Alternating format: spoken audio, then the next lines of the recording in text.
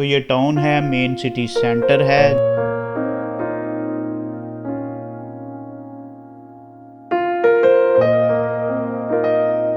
You can't come back when you're out of the blue and into the black. Yeah.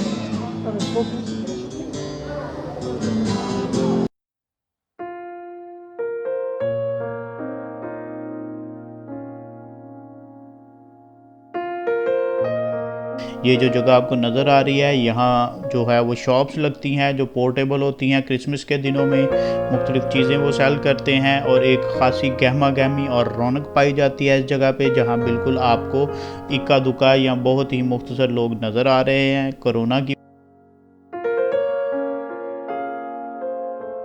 ये खाली street है, ये बिल्कुल खाली है, टाउन का एरिया है जहाँ पे खासी रौनक और गहमा गहमी होनी चाहिए थी बिकॉज ऑफ क्रिसमस, क्योंकि ये सबसे बड़ा त्यौहार है जो यहाँ सेलिब्रेट किया जाता है। लेकिन कोरोना की वजह से जो है वो लोग जो है वो अवॉइड कर रहे हैं, लोगों पे रिस्ट्रिक्शंस हैं और ख़ुद भी लोग जो हैं वो स्टेप्स ले रहे हैं। तो ये देखें जो सूरत हाल है टाउन की इस तरह नहीं होती।